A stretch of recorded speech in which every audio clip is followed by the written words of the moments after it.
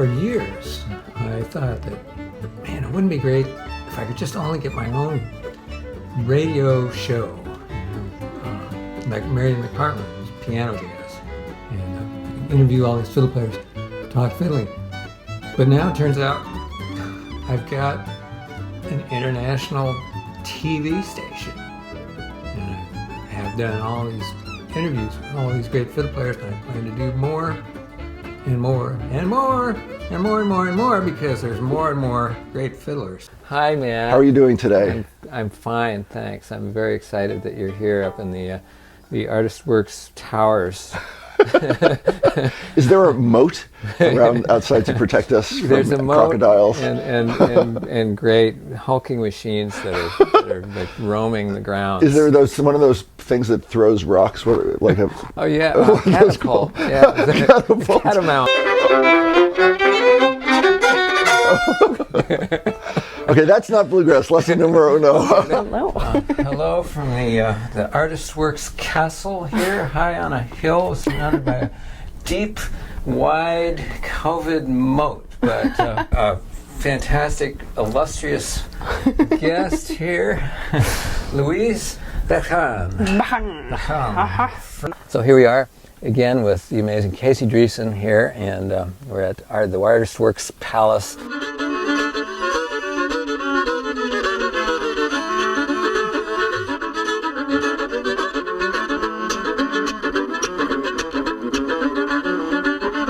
Great to be here with the great Michael Barnett. Great to hear be with you too.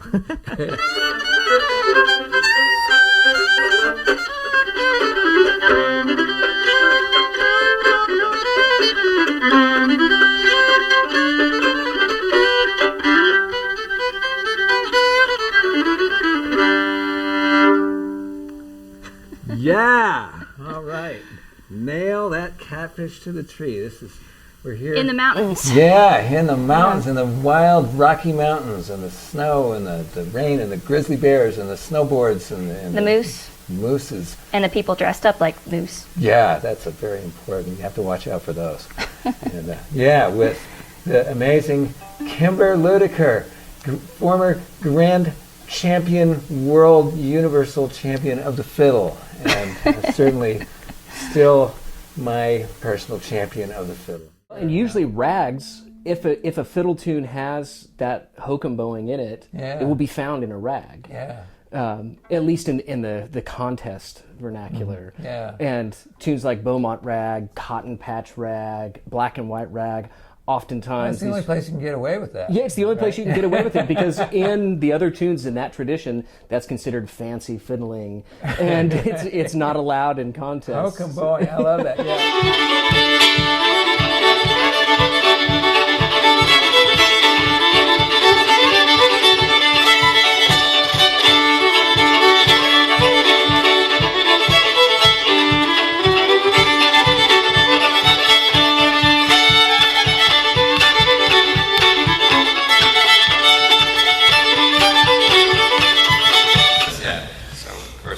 Bruce is a master, and the guy that really split the atom, as far as just making,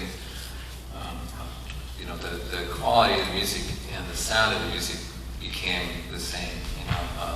That's a joke about old-time music is that it's a lot better than it sounds. But Yeah, but there's that joke about bluegrass music, which sounds better than it is. yeah, Bruce is the guy that made it kind of. Oh, this is about, you don't have to say, well, but, you have to realize this and this and this and this. Just, Bruce is the guy that... If you're really into this music and you want to take a deep dive, and thank goodness nerdiness is back in style again, because it never stopped for me, listen to the anthology of American folk music, which was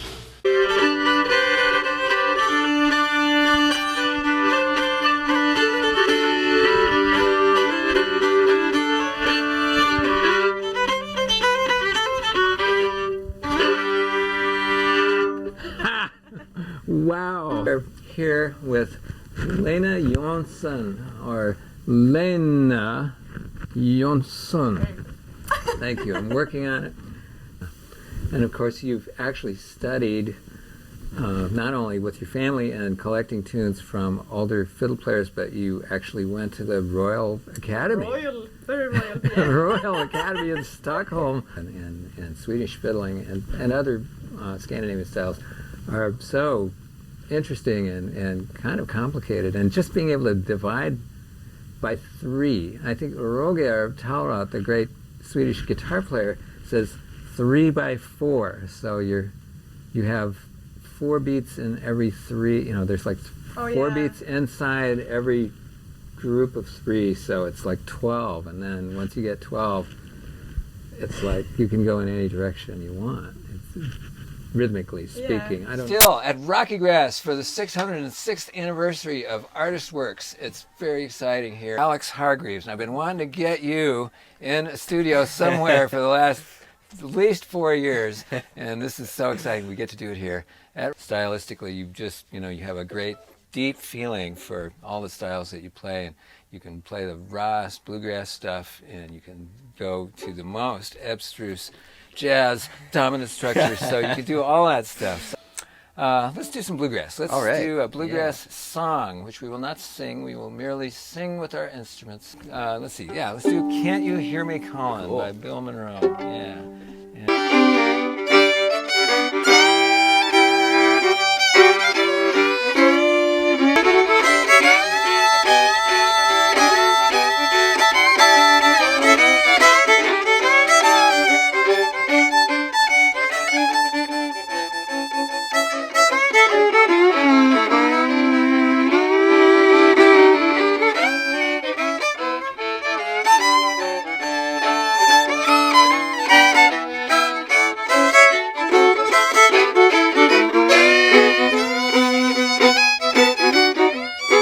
Now this is something that is really more of a thing you do in solitude because you're removing time in doing this. But so what I would do something like all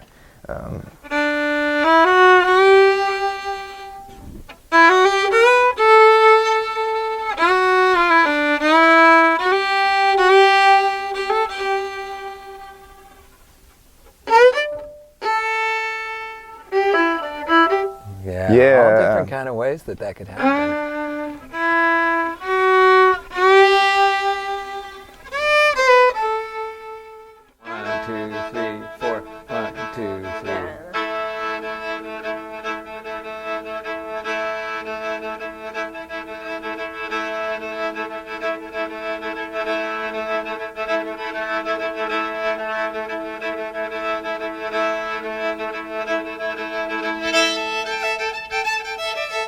So you kind of like add in this sort of motion up and down with your elbow, I guess. Yeah, is really it's like what's a happening. weaving Yeah, motion. it's like switching to a different string. Like sometimes when you get that like momentum of sideways movement, it kind of like will pop off the string.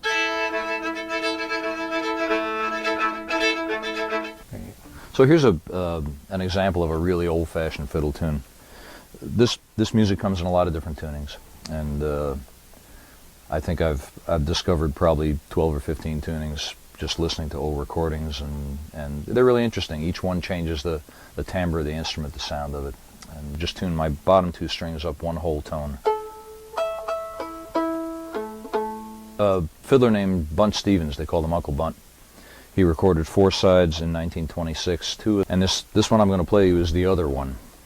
But it's a really great example of the old-fashioned solo style of playing, where there's a pulse in the bow, where the melody and the rhythm of the tune kind of converge into one kind of indescribable thing. And it's just a really cool, very solo style, old-fashioned tune.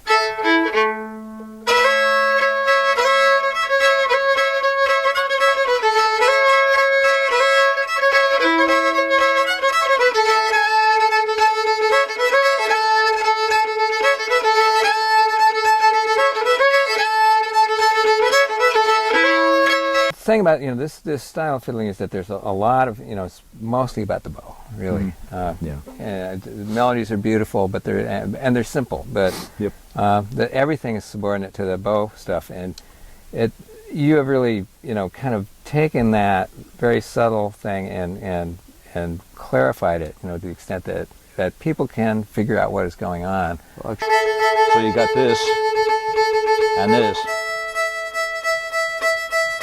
And I realized, that this was just a natural kind of the rhythm of the area, but I really worked hard at teaching myself to listen to each individual string as I was doing it and trying to isolate those things. And making them clean. Whereas in Shetland, they love their fast-going reels. And we have a huge fiddle tradition up there as well. Yeah. In Orkney, it's maybe a little more dumpy-dum, happy-jolly, just kind of like the way of life. Yeah, cool. Kind of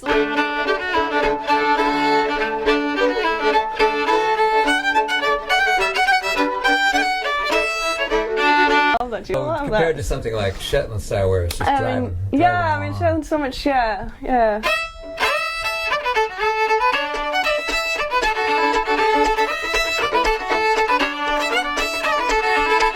You didn't consciously say, I will now attempt to do a triple chop No, with a no. triple axel. Doesn't Richard Green talk about how it was kind of an accident for him to sort of kind of get the beginnings of this?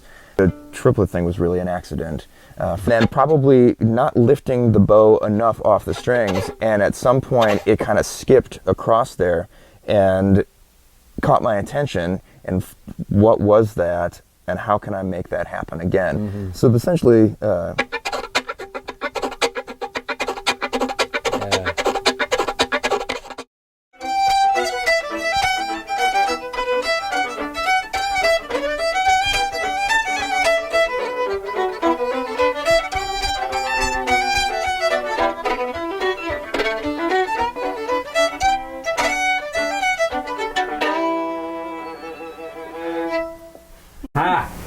All right. Well, here we are at the ancient Artistworks Castle in northern Ireland. We are hanging out here with the great Hanneke Castle, who is one of the foremost promulgators of Celtic fiddling. She's been all over the world playing both traditional Celtic fiddling and her own original music, which is based heavily on that same thing. There's a whole other way of playing all those ornaments and playing music that is very different. I've been trying to play those little squiddly doos for a long time, and I just keep getting better very slowly. But it's a whole different thing. But it's beautiful. And it's one of the great things about it is that it tends to, when you play them right, it really drives the music so well. It's so exciting. It just makes it move forward. And if you do them wrong, it just kind of drags it down. It's like, holy do, sweetly do, squiggly bop. It's not. It doesn't quite. So when you do those, there's so many different little things. Different things. Could you kind of just play something with a lot of ornaments in it? Yeah. I gotta play another tune with like.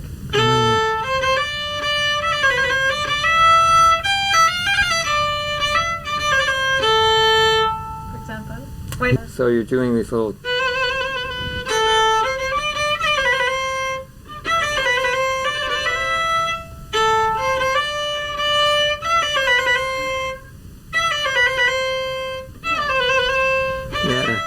Yeah, and some of the notes are not in the, like they wouldn't correspond necessarily to a piano note or a guitar note. That's fun. Like when you play ornaments, you can kind of move like but you can kind of move like the second finger, like you start the trill like lower and then you just higher for every time you like. Wow.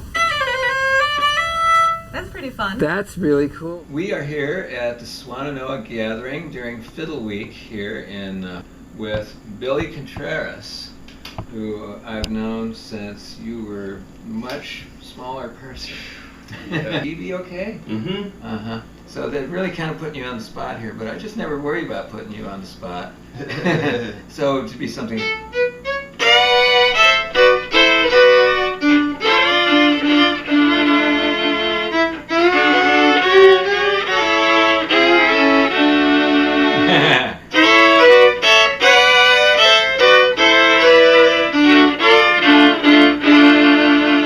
Yeah, my brother was kind of a child prodigy. He was playing swing guitar changes at the age of 5 and just improvising like a crazy person, and it didn't come that naturally to me. I ended up having to do a whole lot more work and loop in and out of it, but you're not really going off on any tangents. Yeah. Could you like play like just a phrase, like maybe like an ending phrase or something like that, and kind of play a few variations Yeah. on that? That's what we're talking about. So the basic shape. Yeah. Okay. So like if you're on your open string, you could flick with the third finger. Then if you have your first finger down, you can also flick with the third finger. Second. Then once you're on your third, flick with the fourth. Cool. That's the flick. That's cool. Practice going without moving it back and forth 3 times. You could just go. Just to kind of get an idea. And you'll see that we're really going for the middle of the bow there. Yeah. For here. And also really like jerking down on the wrist. If you think about jerking on the down bow, so you go. Once you learn it, it's in all the tunes.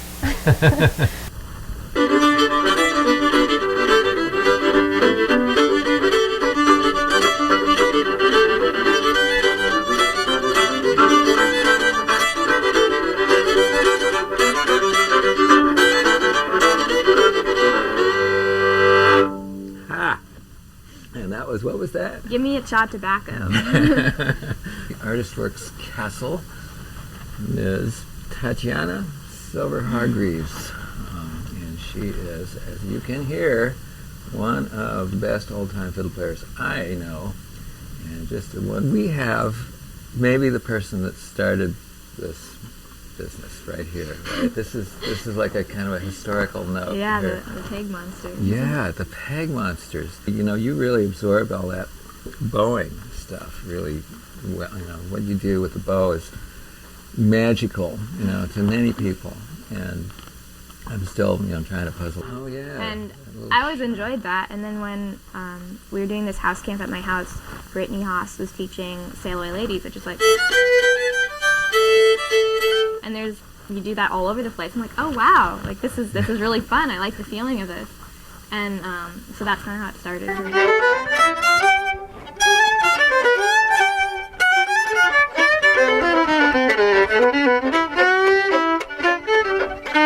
You're one of the foremost exponents of gypsy jazz fiddle, Mr. Jason Anik. Happy to be here, Darol. Yeah, man, beautiful. People are kind of it's infectious. People are getting bit by the bug and are really having fun playing it. People come from bluegrass. People come from jazz, swing.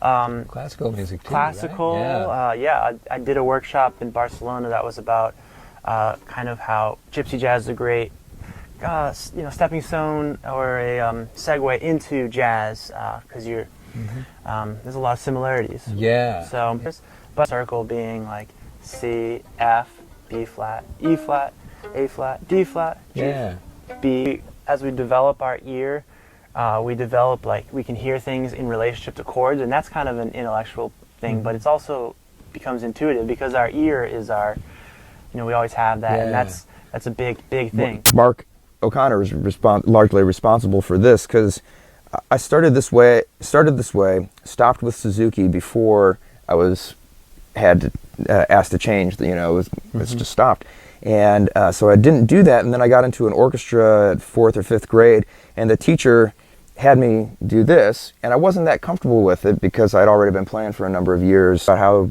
people hold their bows, and it got to him, and he said he held his with the thumb under, and I remember thinking he doesn't seem to have any problems. So kind of like, it's the first time you do that, and right. You do that, and it's not really codified in that. No, and I part of the fun I find of playing the fiddle is finding different ways to say that same kind of thing. Yeah, we'll go back and forth. Sure. I see your hand. That's good. Am I good? In good position? Yeah.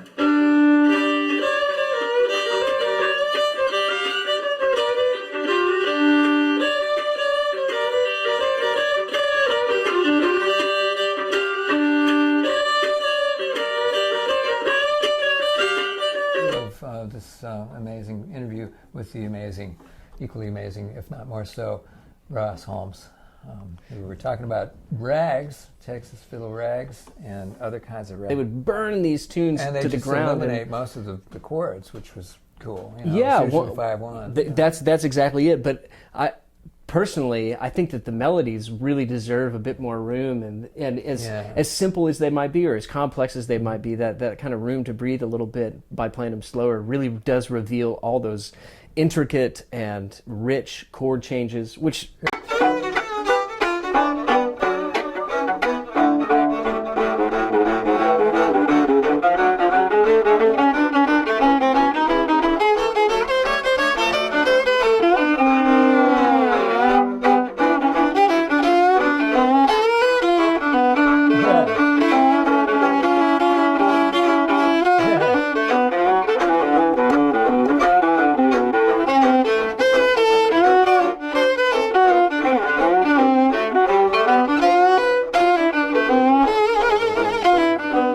I'm here with our resident guest professor who has reached the end of her current residency, but we hope to have you back, many times in the future.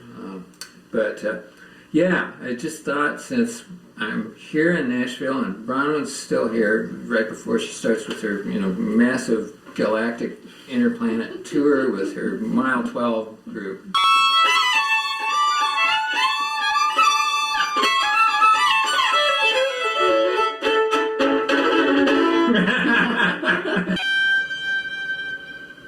Yeah.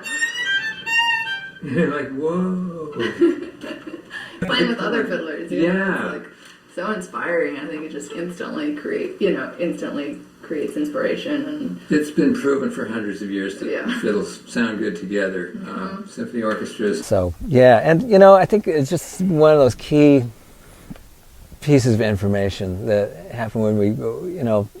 How when you think about how long it took you to get, it's just this stuff does not happen, and when we think about how long it took us just to get to the point where we could like draw the bow up and down the string, and you get to a point where, I should be able to do anything pretty fast now because I spent all that time, but it's really not. If you really want to explore, some of these things, it just takes. I started with Suzuki when I was about, I'm embarrassed to say 4 or 5 because I never really started practicing until I was 9, so I usually tell people I started really playing when I was 9 or 10.